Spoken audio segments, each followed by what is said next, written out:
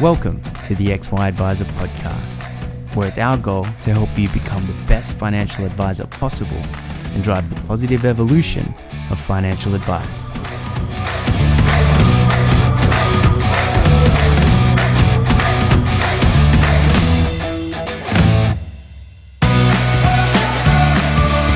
Hey guys, Ben Nash from the XY Advisor crew, and I'm super pumped to be introducing this brand new series we're about to kick off all around the 3 Ps of Plan, Produce, Profit. Now, the XY team spent a lot of time thinking about what makes a great financial advice offering, a great financial advice business, and what we distilled it down to was that there are 3 key elements that you need to get right to have any level of success in your financial planning business. The first is about planning and how to plan an epic service proposition that's engaging for the people that you want to work with and compelling to drive real results within your business. The second is about producing, and that's about being efficient in your business, streamlining things, maximizing the benefits of technology to run a scalable and profitable advice service. And then the third is profit, which is all about getting your message out to a bigger market. How do you attract more people into this awesome offer that you're running efficiently and scalably? So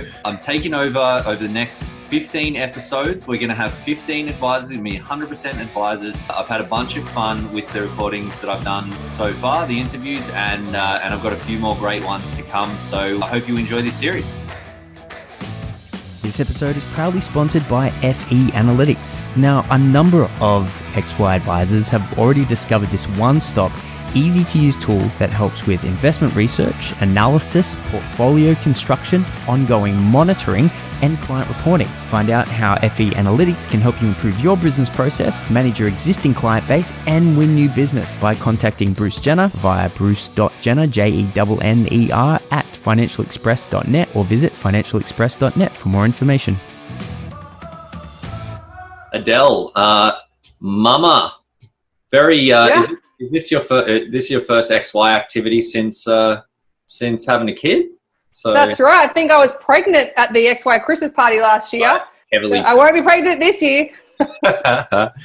Very good. Well, thank you very much for joining us. We're here at the very last of the 15-part All Advisor Plan, Produce, Profit series, where we talk about 3 pillars of a great advice business, which we spoke at the start about. Plan, which is create a compelling service offering, then produce, run your business efficiently, and now we're rounding out with profit, which is all about getting your message out to the masses, and that's something that you've done insanely well. So super stoked to be wrapping this one up with you. And you'll be pleased to know that it only took me 13 podcasts to figure out how to do audio for podcasts. So maybe this one won't suck from an audio, at least an audio quality perspective. So you're welcome. For anyone that's been living under a rock, Adele Martin, we were just chatting this, AdeleMartin.com, advisor at AdeleMartin.com/FireflyWealth/Money Mentor. Tell us about the quick numbers around your business. So how long have you been going for? So I've been going for nearly 6 years. Team, what's the team you've got in place? So team, I've got 3 plus myself, so 4, and we outsource paraplanning. Sweet. Can I ask your revenue? Yeah. Oh, well, yeah, you can. So we have about 50 clients paying us between 5 and 7 grand a year each. We also have our My Money Buddies that pay us, there's 50 of those that pay us between $500 and $600 a year as well. And then, and then we have our free stuff as well. So we don't have any advertising on our podcast and stuff yet. Cool. So give me the 3-part thing that you were just saying. Yeah. So we've got 3 parts to our to my business. So, and I've developed a personal brand that's been very deliberate. And because people trust a person, they don't trust a brand. So I look at all the good businesses in history. They've all had a person associated with it. So look at Steve Jobs and Apple as a classic example. So what I've done is develop that personal brand, that AdeleMartin.com, and under that we've got 3 ways I can help people. First is that free way. So they get a little bit of taste of what we do. And that's through our savings squad. So that we've got a Facebook community, which I built first. And then off the Facebook community, we have our podcast, which we launched about 12 months ago. So if you're talking about how to get to the masses, Podcast is a great way to be able to get to the masses because you record something once and then you have it forevermore. I constantly am referring people back to that podcast. So, and people, and so for me, it's been amazing. I wish I would have done it earlier. So that's our free, all at scale, no one-on-one. So I'm being very strategic in the podcast about how they work with us. So, about, coming, download this or join us here, or it's not just me talking, it's got some strategy behind it. So I always, every time I do something, it's strategy. So you've got the podcast. Then we've got our My Money Buddy, which is our savings and goals program. So that savings and goals program, I've used MoneySoft as part of it, but white labeled MoneySoft.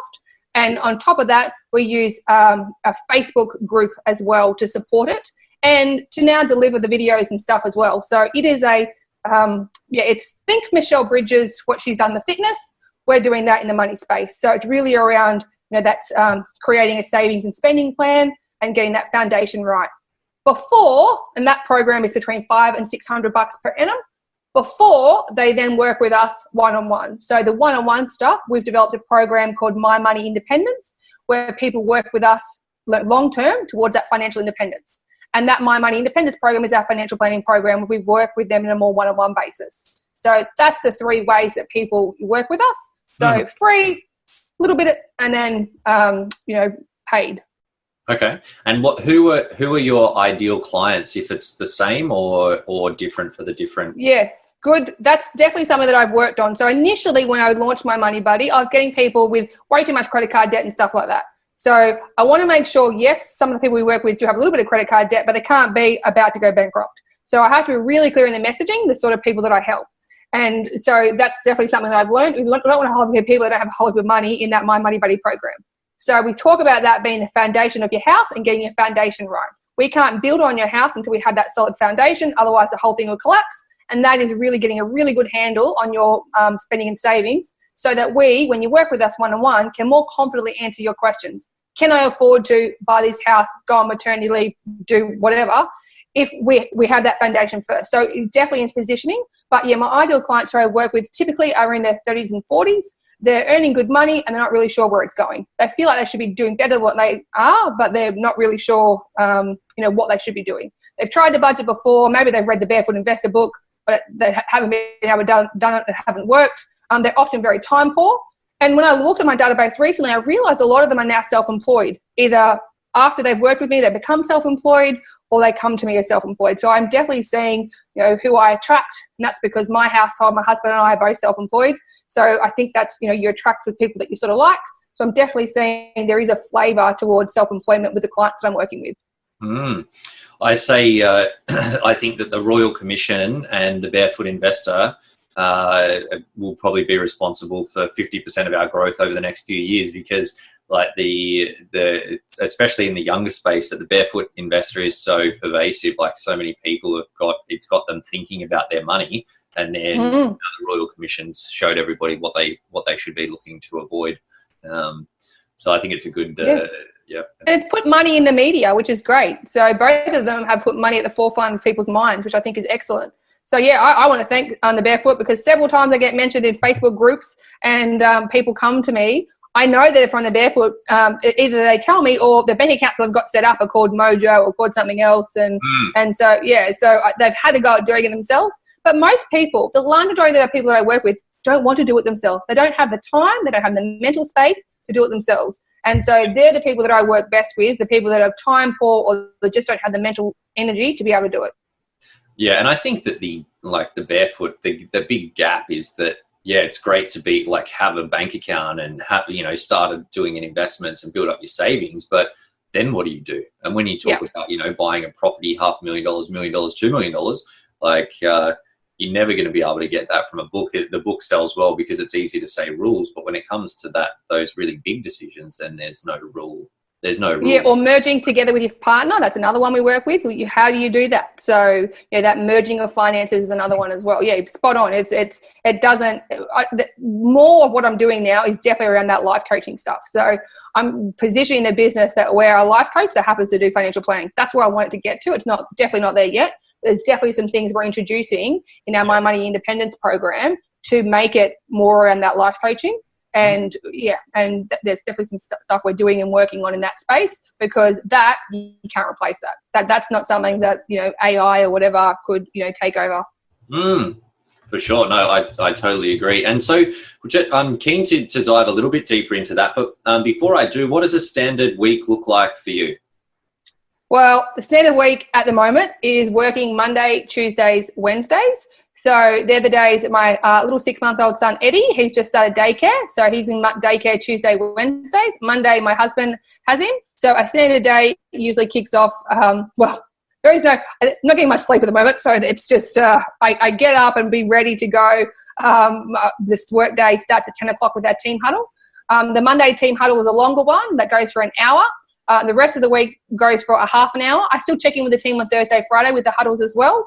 We are reviewing our what's coming up for the week. We're looking at our wins for the week, all that sort of good stuff. So we have that longer meeting on a Monday, and then Tuesday, Wednesday we have the rest of the check-in. I typically try and have 3 solid time blocks a day where I'm in the morning. I try and do my marketing, my sort of, more that sort of stuff, or team. I've got an open door time for my team, answering questions. We've got that time in the morning. And then after noon, I try and have 2 or 3 appointments the rest of the day. So, yeah, that's typically what a work day looks like. So my work day usually, because most of my clients are young and they want after hours appointments, my last appointment might be 5:30, 6 o'clock. So I might wrap up for the day about 7. And so, yeah, that's why I start a bit later at 10 as well. But typically I try and have that first morning bit, all team stuff, all marketing, all that sort of stuff, and then 2 to 3 appointments for the rest of the day. Wow. Well, you're doing well. How old's your bub? 6 months? 6 months. Yep. He's just gone 6 months. Yep.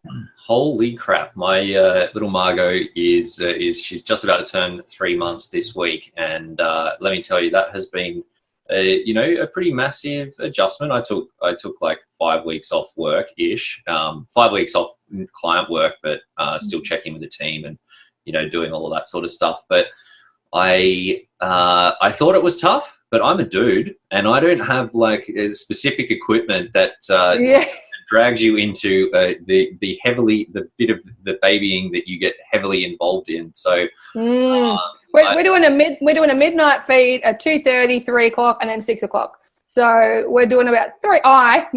And do about 3 feeds a night, and then it is then difficult to bounce. But you know what? I really I couldn't see it doing any other way, and that's why today now he's in daycare a couple of days a week. I feel like the Thursday, Friday, Eddie and Mummy days, and we can do more stuff on those days, and I make sure I'm definitely more present. We're doing more activities on those days, but on those Monday, Tuesday, Wednesday, it's go time for the business. Yeah, and how do you go switching off when there's obviously there's so much stuff happening all the time?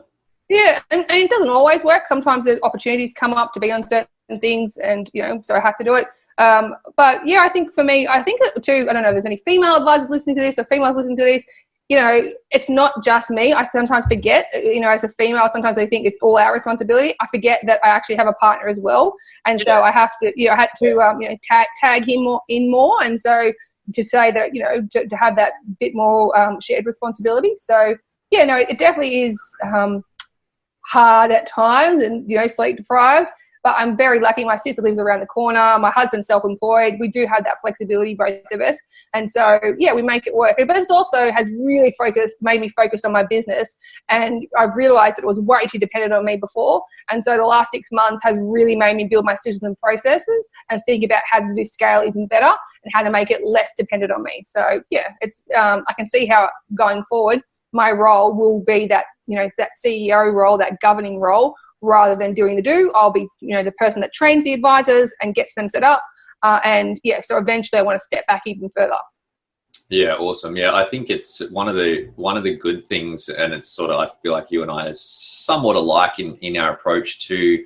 I think Clayton said I was the girl version of you, is how Clayton described me. Yeah, that's what Adrian said that to me as well. He goes, because I'm like all about the, I'm like these women with all their, and I'm probably, obviously I probably shouldn't say this stuff, or I'll probably say it the wrong way. But that the woman power, it's like you go rah, woman thing. And I think that if you're a great advisor, a lot of them are all about that woman card. And it's a massive, it's an awesome marketing opportunity, I think, because women are women stuff.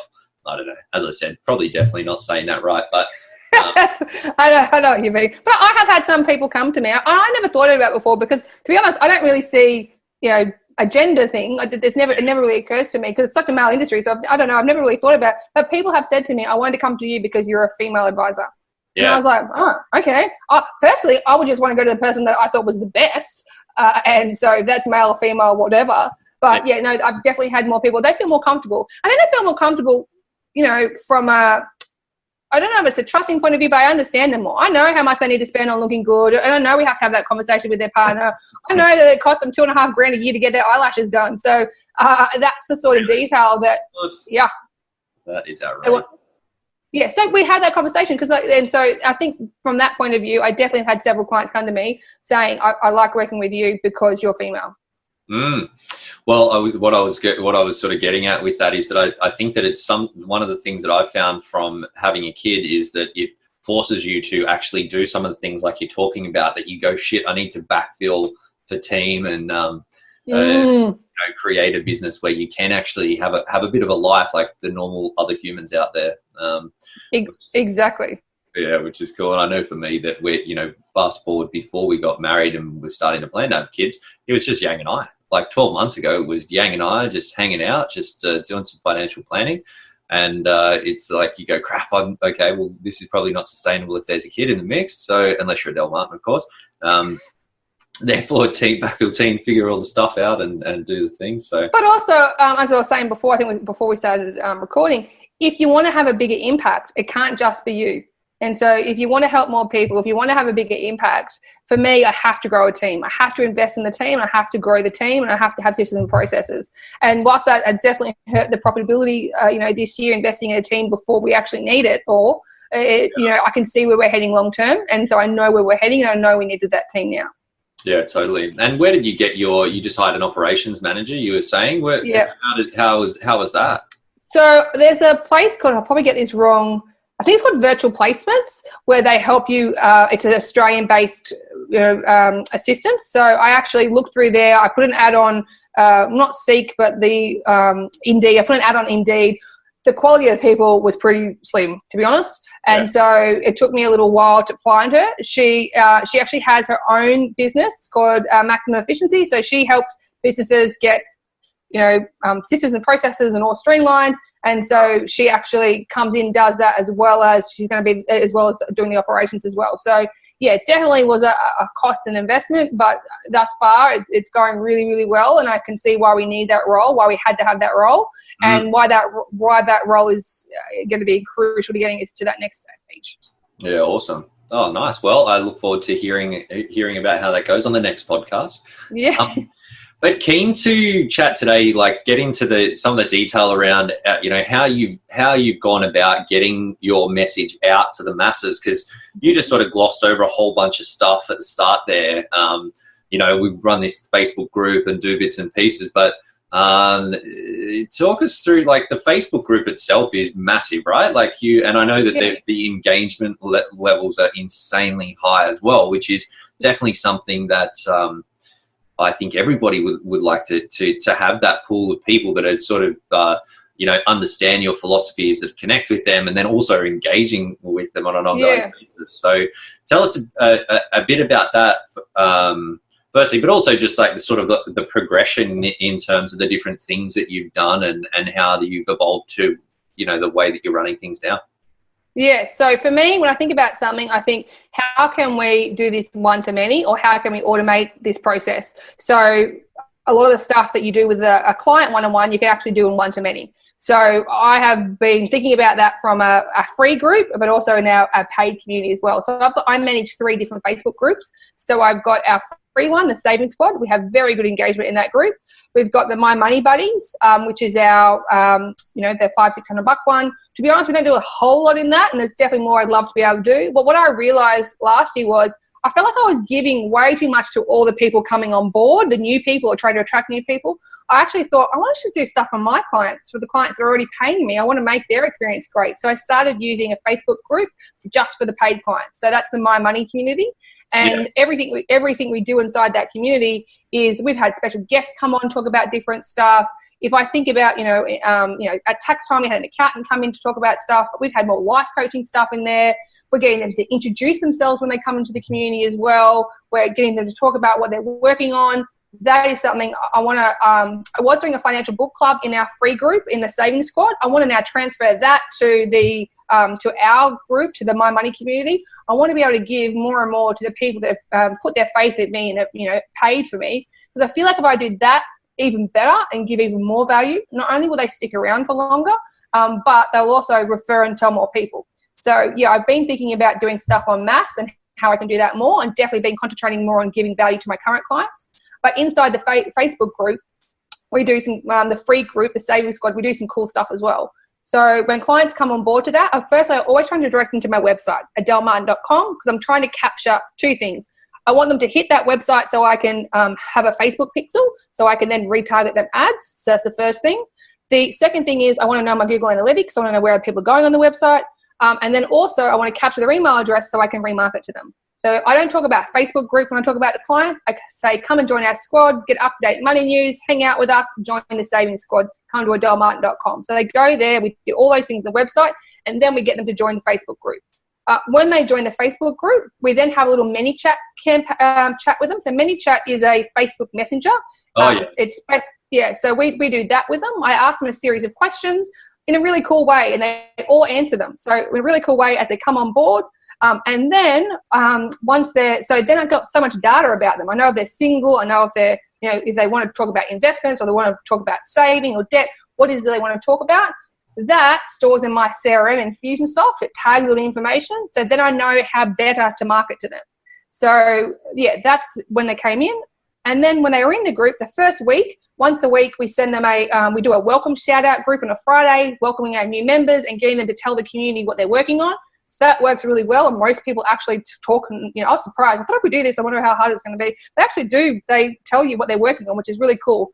And then it's my job to interact. So that's part of my job, is to be that community manager, to interact with them, to do that, chatting, all that sort of good community management stuff is what I do inside the group. So liking stuff, saying that's awesome, can't wait to see you smash the credit card debt, whatever it is, I'm doing that engaging. So we also do a regular thing in the group called Tight Ass Tuesday, and then once a month, we pick a winner of the Tight Ass Tuesday. So we've got prizes, and we do cool stuff inside that community.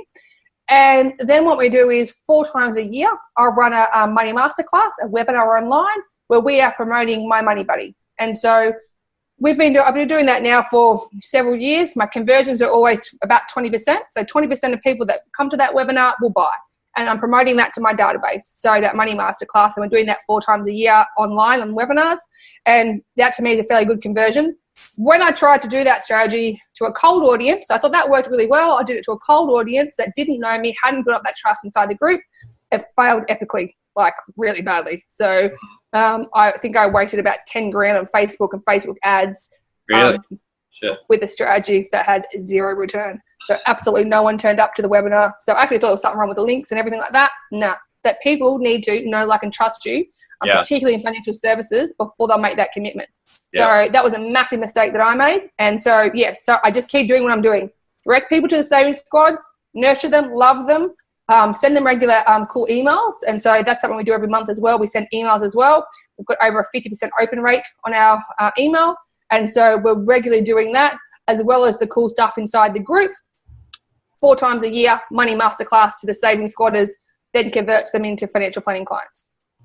Oh, so the 20% conversion is from people in the $500 program to the $5,000 program? No, so good point. The My Money Buddies, they become My Money Buddy, the 20%. And then from there, I would say probably another 20% that have come from the My Money Buddies that then come across. So into the $500 one, you're saying? Yeah. So 20% for that. We run those money masterclasses, that sells to the My Money Buddy program. Yep. What I'm actually thinking about testing and measuring, and everything is testing and measuring, but something that I've thought about is I actually want to just go from webinar to financial planning application. So I want to go straight to that My Money Independence program, and then sell down. I know everyone talks about selling up and, having this, buy a little bit and then sell up, and that does work. But I also know the people that need help, that stops them getting help as quick as they can. So what I'm actually thinking about doing is going straight to My Money Independence, and then if they can't afford it, pushing them down to the other one. So making it more like that, and we're going to test and measure whether that works and what that looks like. And so, that's something we're doing next year. We're building in our marketing for next year now, but we will have 4 events a year that promote the My Money Independence program.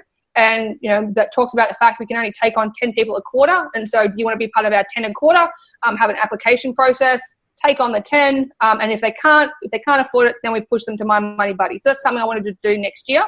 With that is test it the other way. Awesome. And so tell us though, like, how did you, obviously you've got this engaged community now. How did you start? Like, what was the thought process? Why did you end up on Facebook? So I guess I was in other groups for things. And I don't know, I've always invested in mentors. So I've always worked with a mentor. And so I saw a guy called Kieran Ray, and he was doing it obviously really well without the group that I was in. And then I went to FinCon, and when I went to FinCon, I saw a lady over there, the Budgetista, and I saw her doing it, and I thought, I was doing it a little bit, but not really, and then I really upped it. And then it was all around, my job is community manager. How do I be community manager? And so I saw Kerwin doing it. I saw people at FinCon, the Budgetista doing it. Yeah. And I thought, how can I do that and do it better? That's how it started, and it's grown from there. And now what's happened is they also look after themselves in that group. So they ask questions and they support each other, which is what you're wanting. So it doesn't take a huge amount of maintenance. It doesn't take a huge amount of stuff from us. And that's something that I probably go too much to those groups initially. And so I think about it now, I think I go too much. Now I want to give that to my community, my clients. And that's definitely something we're working on, is how can we add more value? Not one-on-one, but one-to-many. When I was having the financial book club inside the Facebook group, the free group, the engagement was off the hook. People want to learn about money. There is this hunger, this thirst for knowledge.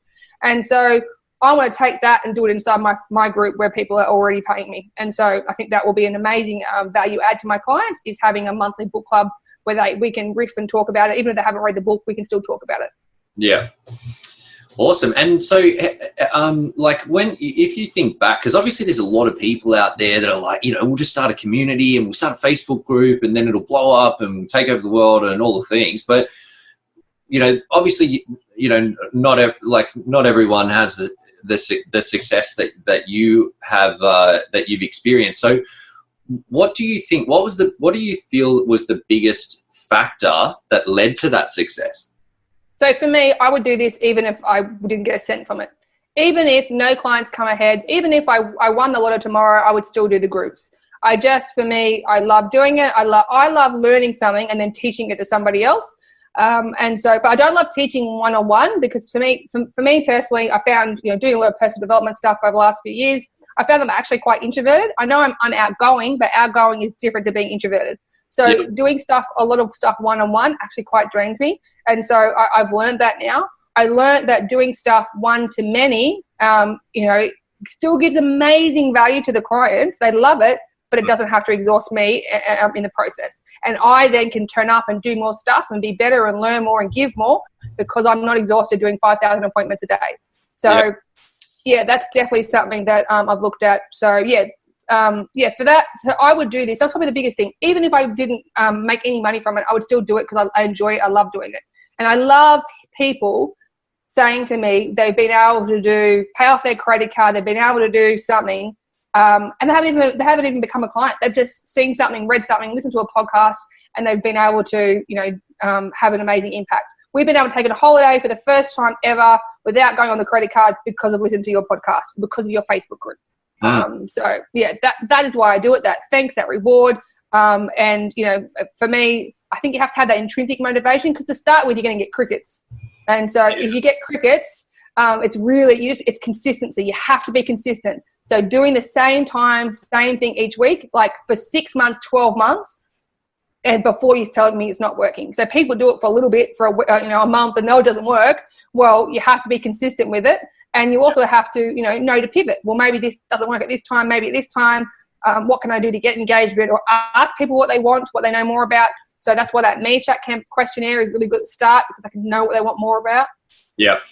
Is that what it was like when you kicked off? Did you find that crickets building engagement? Yeah. Yeah, it was crickets for a bit. Yeah, definitely crickets. And then I tell you what, probably tipped it too. The doing the books tipped it, but prizes and giveaways. I think people, the comments that we get on Tie Last Tuesday, we can get 20 comments at a time on a Tuesday or more.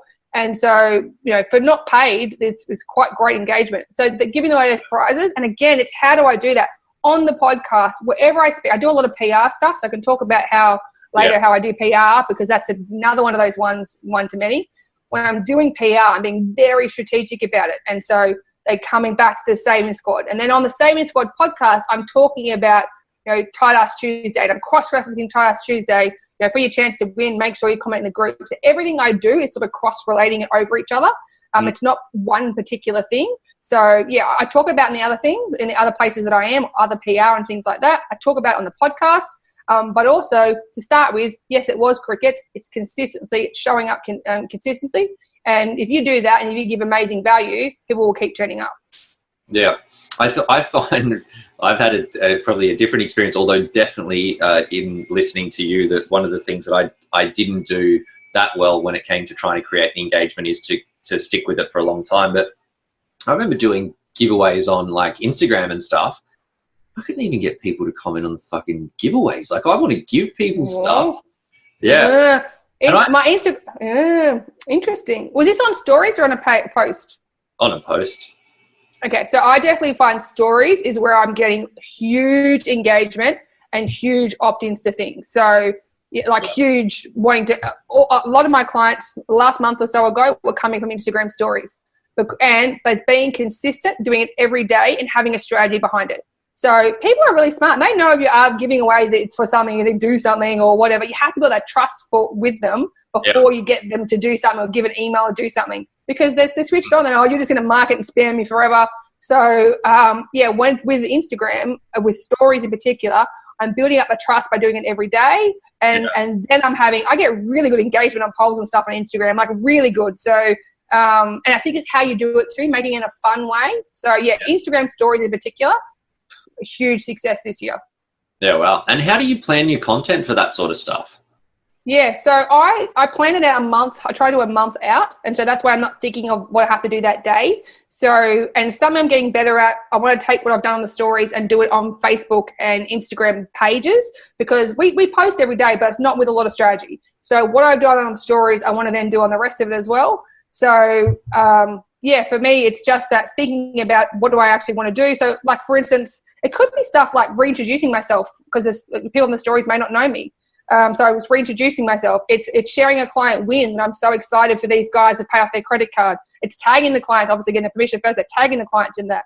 It's sharing things like, work with me Wednesday. What did we do on Wednesday? It's all that sort of stuff, and having strategy around it. I find theming each day. If you theme each day, it makes it easier. So if I have a regular thing we do on this day, it makes it easier to plan out. So every Wednesday we have a work with me Wednesday, or every Thursday we drop a podcast episode, or we give a podcast quote or whatever. I find you can have consistency with it, or once a month or once a fortnight, reintroduce myself. And you're learning the quizzes and polls and engagement. So I did probably one of the best ones, best engagement ones was, I did a 5-part series, How Well Do You Know Me? And I thought, it's a bit wanky telling people, but people loved it. They wanted to know, and I was surprised I didn't know the name of a financial planning program. I talked about My Money Buddy so much. I haven't really talked about it, and that was like, I need to talk about the My Money Independence program more, because they got that name wrong. So, but they knew that I had a baby. They knew how long I'd been in the industry. They knew, they answered, majority was going to answer all the questions, and they loved it. So I got, I don't know, so 50 people doing a quiz about me. And so, having that strategy, planning it out, trying to theme your days up, I think, building up that trust before you then ask for anything. And what did you give these people for the cert for they're doing a quiz about you? Was that a? Nothing. They didn't get anything for it. We just did it on. You know how on Instagram stories you can can do polls and stuff. Not really. Okay, so you can do polls on Instagram stories. You can do quizzes on Instagram stories. And so if you do that on Instagram stories, then they just get those engagement, and you just know more about them. So I'll try and while we're chatting, I'll try and bring up some of my better Instagram story ones, which ones were the most engaged. But honestly, if I wish that I would have started Instagram stories much earlier, I'm glad I'm onto it now. But it has been very successful for me in terms of building up that trust with the community, because they see you as a real person. But it's not plates of this is what I had for dinner. No one cares about what you had for dinner or what you're having for breakfast. It's with strategy behind it. So let me just see some of the ones that have been the most popular. But yeah, keep going, and I'll do this while you do that. You've got any other questions around how I do PR and how I've done that, on maths as well? Tell us about, because I know you've done a fair bit in that space. So what are you running now, and how do you make it happen with the PR? Yeah. So I do a regular gig with ABC Kalgoorlie every week, once a week. So, which is great. I love working with coal miners. I come from a coal mining town, so I really love doing that sort of stuff. So, because I earn good money, and it doesn't take very long for you to be able to have a huge impact on them. So, yeah, that for me has been working really well. I've done a lot of stuff for the ABC, actually. Instagram is how I got featured on the project this year. So I was on the project from Instagram. So that definitely, having Instagram, journalists are using that more and more to source people. I'm finding more people using Instagram. And so I've had several opportunities from that. So yeah, lots of that sort of stuff. The Australian Financial Review, I regularly get featured. I've been on Mamma Mia several times, which for the clients that I work with is really good. For me, how do you do that? The first thing I always tell people is make sure you've got a really good profile of yourself. So, the awards that you've won, or where you've been featured, or, have that speaker kit, that speaker bio, your pictures, everything really good. So I've worked on that and got that really good. And then, start with something called Source Bottle, where you can start to, basically, journalists go to Source Bottle and they pick, they're looking for people. They need news items. They need experts. And so you register for free, your details with Source Bottle, and then when an opportunity comes up, you're applying to that journalist. So when you apply to that journalist, firstly, they're very time poor, so make sure you do it quickly within the deadline. Think of it like a job ad. So put that profile that you've done of yourself, the picture, your bio, attach that to the Source Bottle article. You've got to stand out from everyone else applying. So I did that to start with. I then developed some relationships with the journalists off the back of that, because I got back to them quickly, all that sort of stuff. And if I can't help them, I go find someone. I said, do you need a client for that? Let me go to the Savings Squad. I went to the Savings Squad. I find people. I find stories for them. So I then became super helpful with them. That then meant when they go, maybe they stay at this place, maybe they move on. Journalists, sometimes work for different people. I then just keep building it up. And so now what happens is, when it gets to, certain times of the year, I'll actually go to my list of journalists and pitch them story ideas. So I did that in the new year. I do that, throughout the day, because I've got that relationship. Throughout the year, because I've got that relationship. So, but you have to build that up to that. So, and having a good profile on Instagram and that sort of stuff definitely helps. But getting back to them quickly. These guys are time poor. And if I can't help them, I'll find someone else that can help them. And what does that lead to then? Like in terms of the PR, what are some of the results that you've had off the back of those different things? Yeah, I wouldn't say you do one thing on the project and you get 1,000 clients. It doesn't work like that. But I do know when I get mentioned on something, because I get 20 people join the Savings Squad in one day. And I'm like, I must have been on something. And so, yeah, so that definitely happens. National radio has been great for that. And when I do some of the national radio stuff, I see an increase in the Savings Squatters. So, yeah, I definitely think it has that correlation. What I did early on, like years ago, I wasn't very strategic about it. But now, and you have to be very careful sometimes, you can't, sell or promote yourself. But I can say, actually, inside our Facebook community, the Savings Squad, we blah, blah, blah. Or actually, on our podcast, we go into more detail. On our podcast, the Savings Squad, we go into more detail. So you can be strategic about it. You do eventually find clients from it. But I do know that it definitely sees an increase in traffic inside the Savings Squad when we do that national stuff. So, and then also for me, how I can use it better is when I'm after I go live each week with the ABC, this week, now they're going to start to tag us in their posts. So it does help with your, if you Google Analytics and Google searches and all that sort of stuff, it definitely helps get your name out there in terms of that. So it definitely helps with all that stuff as well. Yeah, awesome. And so tell me, like, what when you think back at the different stuff that you've tried and worked through, are there any things that you can think of that you were really sure were going to work and just didn't? Apart from the Facebook ads. Because I had the strategy right. I thought webinars worked, but the webinars didn't work because it was to a cold audience. So that didn't work. What I also found is what I was doing is I was selling from stage a lot. So I was, selling from stage. I could not for the life of me get people to convert. And I'd go to all these other events from stage and I'd see people selling and people doing it. I couldn't figure out why they were different. So I spent a lot of time, thinking I'm not going to do any more stage events because no one's going ahead. This is before I was doing webinars. People aren't buying. I don't want to have like a whole first appointments and no one go ahead. So I spent a lot of time on being able to sell from stage, and I changed one piece. And this is what I often will work and mentor advisors. And when I'm mentoring advisors, sometimes I get a bit frustrated, but I know that sometimes you could be one thing away from huge success, one tweak. And so I changed the last page. I added some bonuses. I overcame the objections before we got to the objections. And I had 60% of the audience buy. So I think I had 12 people bought a $1,000 first appointment from stage by changing that last slide. Wow. I didn't even want to do this event because I've been doing it for 3 years and no one ever bought. And it was a waste of my time. And I had to sometimes I had to fly there or drive there. It's a day out of the office. There's an accountant going on after me. They'll just sign up with him. I'm like, I don't want to go. And then, so sometimes you can get in that real negative headspace. So what I did was, talk to myself, what could we change? What's one thing? How could we improve? What could we do? And change it. And then I was like, how many forms have we got? I was like, wow, people, basically I was charging for that first appointment. And for me, that was, really testament to the fact that you can be one little tweak away from having success. But previous to that, I was doing all these events and wasn't getting any clients and I was getting frustrated. And what do you put that down to? To putting some bonuses on the final page of your presentation? Yeah. So no, making it calling it something cool. It's all about packaging. It's all about how you package something.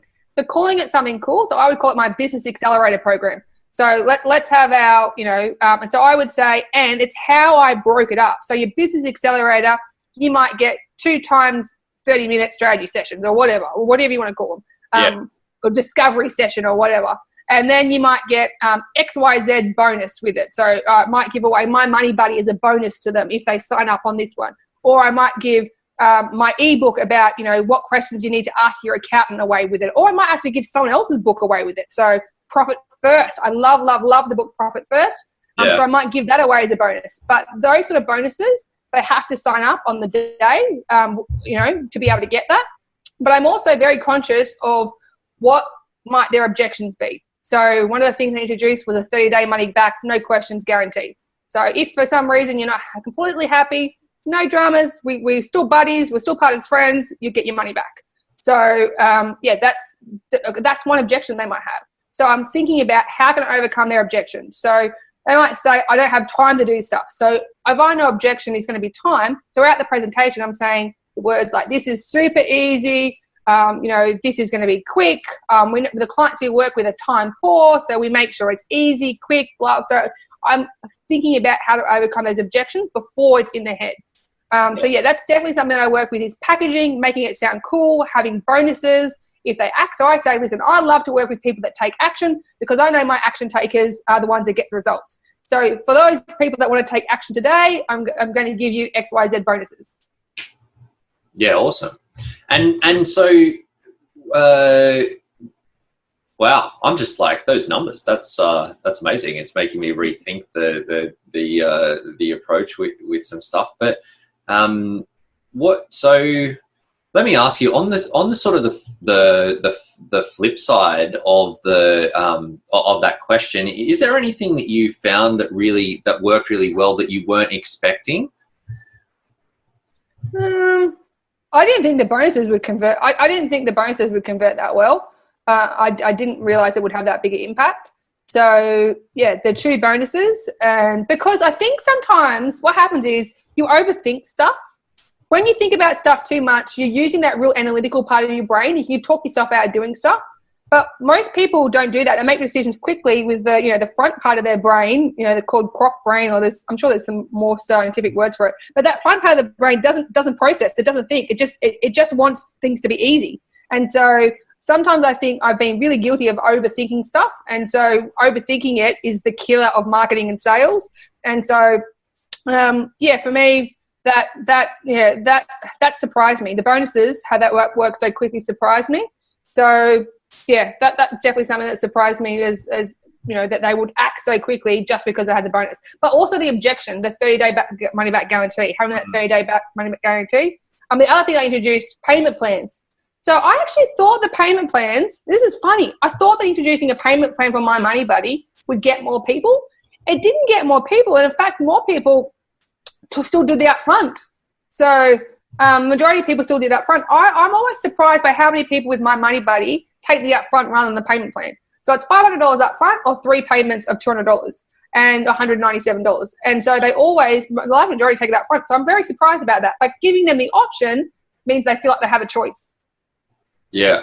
Awesome. Yeah, that's something that I've toyed around with as well.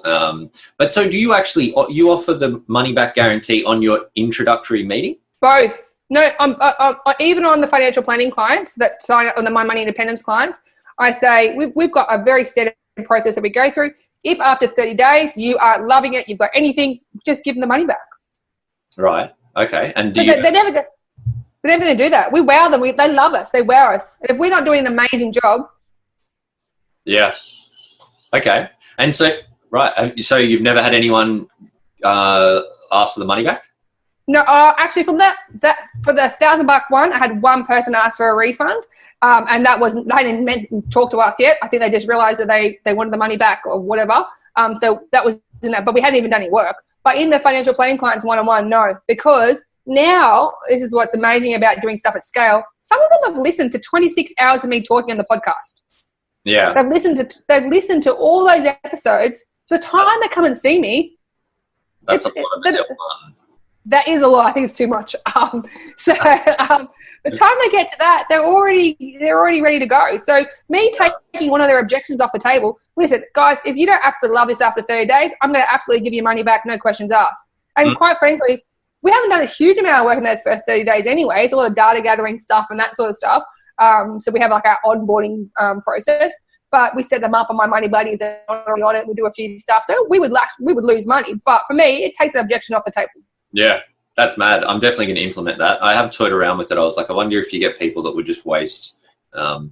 time. So we have a 15-minute phone chat, which then goes to a paid $200 meeting. After that $200 meeting, straight into an engagement agreement, straight into them paying. Yeah, man. I love it. I'm in. I will report back on that one. Think about you as a client. You don't know this person. What fears and anxiety do you have? How can we make it easy for them to say yes? Because I know that if they work with us, particularly if they work with us for the long term, they're going to be much better off. So let's make them be able to pay for it monthly. Let's make them have a money back guarantee. Let's do all the things to make it easy for them to say yes. Because I know once they start working with us, provided they put in the work. I say that, provided they put in the work. I say, it's a bit like going to the gym. Just because you have a gym membership doesn't mean you're going to be fit. They can't, say that. But if they're going to do the work, I know they will be better off. Yes, for sure. Awesome. And do you have, I'm just getting my own personal tips here, so, yeah, go crazy. But are you putting conditions on that thing? Like, do they have to show you anything? Nothing? No. It's only 30 days. So and think about them, butt, toes, and conditions. No, if you guys are completely happy, totally understand, we'll give you the money back. No questions asked. We're still part as buddies. I say that. So we'll still be buddies. We'll still be friends. No dramas. Yeah. All right. That's great. I love it. Tell me, what do you think, like when it comes to this space, where do you think most people go wrong? I think most people go wrong because they try to often learn from other financial advisors. Advisors need to look outwards at other industries to see what they're doing and then apply those to us. So I take a lot of inspiration from fitness. Fitness do scale well. They do scale very well. They do that one to many really, really well. Things like Michelle Bridges, all that sort of stuff. They've made fitness a huge multi-billion-dollar industry. So all we're going to do is look at other industries, how they do stuff. How do other places do technology? How do they use technology? Why can't we do that? Even life coaching. So that's why I've been looking at, life coaching businesses. How do they scale? How does someone scale a business in life coaching? So, I look at how other businesses scale. So life coaching school, this is where I got the idea, some of the idea from. I'm going to be the one that, people, that key person of influence where people are initially attracted to, but but I can only help so many people. So I'm going to be training the other coaches and the other money mentors, and they're going to be the people that work with the client one-on-one. So I'm going to be the one that does the big picture, that one-to-many stuff, and then they're going to see the advisors. I'm going to have different specialties and experts. So if they're a small business, they get our Profit First coach. If they're someone that's a single, maybe they get one of our, maybe a female advisors, because we work with a lot with single clients. To have each person with a different specialty, and then my job is to train and mentor them so they can be the best advisors that they can be. And so, I definitely learned that from life coaching school. They've got one website, and then you pick the coach that you want to work with. So I'm like, well, that's awesome. Why can't we do that? So, or even how we sell. Why do we have to sell one-on-one? Why can't I sell from a webinar? Why can't I sell from, why do I have to have a physical office? I don't have to have a physical office. I can do stuff virtually. So my whole team's virtual. My office is virtual. So, but if I was only looking at what other advisors are doing, I would never have done that, because other advisors told me that people won't do virtual. You have to know you. They have to shake your hand. They have to eyeball you. They'll never sign up to a $7,000 fee if they don't see you, which is absolute rubbish. So I think that's the biggest mistake that people make, is just listening to their own industry. We need to think outside the box. We need to look at other industries' inspiration and what they're doing. Totally, and I think you're absolutely right. And it's we're in this interesting transition phase. We've been in transition for the last sort of coming up to 10 years, but why would we look at what we've done in the past to figure out how to be awesome in the future? Clearly that's not the way. So I love that. Tell me what's next for you when it comes to your increasing your leverage and getting the message out further. So I really want to continue with the podcast and continue back with Instagram stories. I want to absolutely master Instagram stories and podcast, and I want the podcast to get in front of more people. So I've got a strategy around how I'm going to do that. So next year I want to make sure I get on other people's podcasts, because that's going to give me the opportunity to cross back to my podcast. So the other podcasts have to be complementary. So maybe I'll get on a health podcast. I think getting on other people's financial podcasts doesn't necessarily help your financial podcast, because people only listen to so many financial stuff. They might only have one or two to listen to. So my strategy next year is to get on other people's podcasts, to then get more listeners to our podcast, and then, promote that. So that's definitely one of the strategies. Next year, I'd love to be able to also do more employee programs. So I'm noticing this year, I've had a few people come to me and they want a workplace program. So again, I love that because it's mass, one-to-many. So I actually have next month, I'm talking to 600 coal miners. So I'm doing a program, and that's paid. So that's going to be a paid program, but they give me the ability to be able to pitch as well. So we might have a particular My Money Buddy or some sort of deal that they can do through that, the ability to pitch to them. So that next year, I'd love to be able to do more corporate stuff. I'd love to be able to put together a money wellness program or whatever, because I know that if people suffer financially, their mental health suffers, they're more sick leave, it has a huge impact, or people leave because they think more money is going to help them, when if they just control their finances, that maybe they'd be happy where they are. So I know there's a whole bunch of stuff in that space that I work with corporates, putting together that wellness program. Again, that's another scaled option. That's one-to-many. So everything that I want to do next year is all around removing myself from the one-on-one appointments and being able to, do that stuff one-to-many. And that's definitely going to be through the corporate program, and also building out the podcast more as well as regularly showing up on Instagram stories. Love it. Sounds like a busy year coming up. Yeah, but again, you do it once, it's one-to-many. Yeah. So it does, the podcast, it does feel like it, but you do it once, it lives forever. And so, if I can do something really well and do it a mass rather than, imagine I had to have 600 one-on-one appointments with the coal miners. I would be exhausted. Yeah. And so being able to, do everything in that one-to-many space, I think, is definitely makes it feasible. Awesome. Yep, totally. Tell me, what if you could go back to the start, what would you do differently? What would I do differently from the start? Oh, I would have went virtual earlier. I didn't really like working in an open plan office. That didn't work for me. I would have let go of some of my staff I had earlier. So I've been a bit, I always think that, people will come around, we'll be able to fix it. I would have let go of people much earlier if they weren't working out. That's a lesson that I'm constantly learning. and I pay for that from, mistakes that they make. I end up, having to wear those. So that's definitely been something we'll let go of people a lot earlier. And I would have really niched and had an operations man. I would have really thought about having an operations manager earlier. So yeah, the other thing I would have done is, which sounds really obvious, I was doing so much organic stuff, but I wasn't asking for a sale. So one of the strategies that I listened to a guy called Frank Kern. He's a really big internet marketer. And it occurred to me that I was never asking people to buy anything. So I just thought, I'll just test this. I'll just put in my Instagram stories, I'm having a 24-hour sale on my main buddy. Wonder if anyone will buy. Yep. So I think I had 3 people or 4 people buy. And I was like, wow, I just never really regularly asked for a sale. So that was something that I definitely would have done earlier, is regularly ask for a sale, because people just think, I didn't know you actually do financial planning, or I didn't know you actually do stuff. So asking for the sale more regularly is definitely one as well. So yeah, I would have got rid of the physical office much earlier. I would have saved myself a lot of rent doing that. And then I would have been able to reinvest that. And I would have had those more uncomfortable conversations with team members much earlier. And I, definitely would have asked for sales more often online. I love it. What's your top tip for team, other than fire people quickly? I feel like what's the top tip for? One of our values that we have in the team is we value open and honest communication. So because we have that as a value, it's not just something on the wall. We actually live and breathe it. Because of that, I can just say, listen, one of our values is open and honest communication. This is one of those times. So I just refer to the value. Also, each time we have a huddle, I talk about the fact that if you've got an issue, something that you go home to bitch to your partner about or your friend about, I want you to bring those issues up in the meeting. So I make the team huddles a really safe space where people can actually bring stuff up. And so because of that, often they have very valid points about me. So often I have to, swallow humble pie and go, yep, that's very true. I have done, blah, blah, I need to, blah, whatever, better. So for me, having that, creating a space where you can have open and honest communication, where people feel like they can trust you, they can bring problems forward.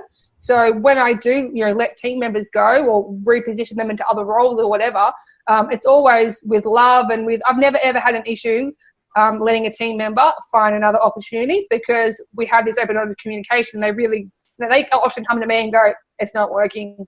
I keep making the same mistakes and I feel like I'm letting you down. And, and I'm like, okay, so because we've had that open communication, that sort of exit becomes, easy. One of the other values we have is extreme ownership. So that's definitely something where there's a great book called Extreme Ownership. So I really recommend everyone read that. But one of the values is I don't blame anyone else. So I don't want to hear my advisor talk about blaming paraplanning for something, because I say, what's our value? Extreme ownership. What role did you play in this? And so, and then I do the same with me. So admin stuff up, what role did I play? How am I responsible for this? So rather than pointing fingers, we always look to have extreme ownership. And what that does is when we do that, it diffuses a lot of the situation, because we start to go, we are all human. We do sometimes make mistakes. And, if I take responsibility as the owner, as the buck stops with me, and I take responsibility, people all of a sudden, it calms the situation down.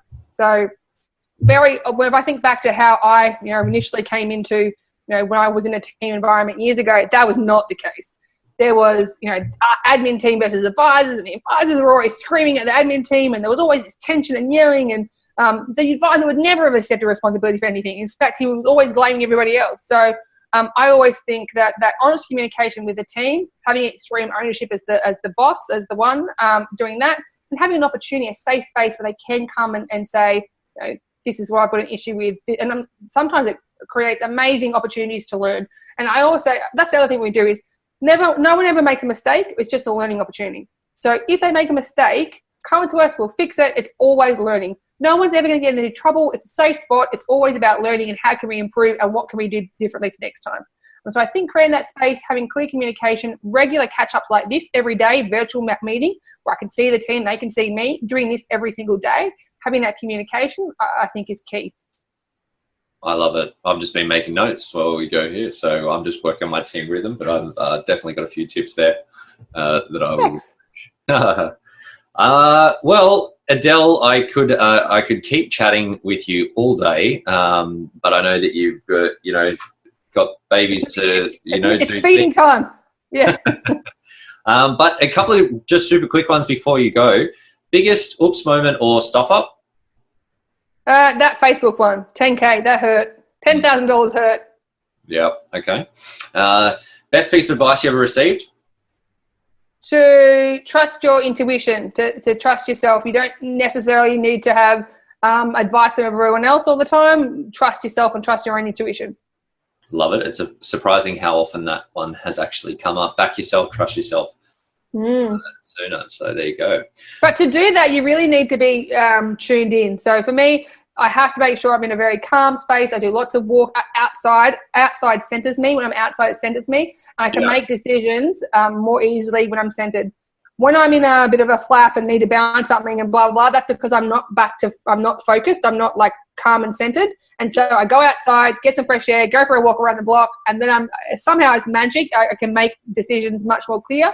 And having that, knowing what I'm working towards. So knowing that even if, I know what I'm working towards, I know the impact we have, I know that we have to get out there to help the next generation, that they're not going to have the age pension, that they're not going to have the safety net. I know that I don't want them to work to retirement. I want them to love the life they live now. I don't want them to work to retirement. And so keep reminding myself of my why and why I'm doing this and how important what we do. That really helps me as well. Well, you talk about getting cut through with the message, and I think people want to work with people, as you say, but passionate people, and clearly you've got that in spades. So, my very final question for you is: what is your spirit animal? What is my spirit animal? Spirit animal, maybe a cat. Can I be a cat? Cats just get to lay in the sun. They sort of do their own thing. Is that what you mean? Yeah, I don't know. Yeah, it's just spirit animal. You're not really. I feel like cats are. What has everyone else said? You're the opposite of lazy. Oh, I'm not lazy. Maybe an energetic cat. I'm definitely not. People say I'm not. I'm high energy. Maybe like a puppy. I don't know. I have to think about that. No, you have to pick, Adele. You can't think about it. I have to pick an animal. What is my spirit animal? A wolf. A wolf. A wolf. Yeah. Okay. I think they. I don't know. I don't know if I'm not cool, but I think wolves are cool. They're a little bit stealth. Yeah. Maybe a wolf. I'll work on that for our next podcast. For my spirit animal is. Nice one. Well, thank you very much. For anyone that wants to reach out, I suppose you're not really pitching to financial planners, but. No, I do have a few ways to help financial planners. So one of the things I've realized is I speak at events like this, and advisors get super excited, but then they actually don't do anything. And then they hear me speak the next time somewhere, and then they don't do anything. So I've worked on a program where I actually work with dealer groups. And so I've got a few things at the moment where I'm actually working with dealer groups. So if you think, I want to learn more about this stuff, how can we do some of this stuff? Talk to your dealer group, get them to reach out to me. I have a program that I run particularly around marketing to actually get you doing something in the marketing space, not just talking and thinking about it. No more turning up to a webinar, no more going to an industry event and actually not taking action. The program that I've developed actually gets you to take some action. Awesome. So we'll put a link in the show notes to somewhere. Just stay off the website so that pixel doesn't track you all around the interweb. Very good. All right. Cheers, Adele. Appreciate it. Thanks for your time. Oh, thanks for having me. And I'm looking forward to catching you guys at the Chrissy party.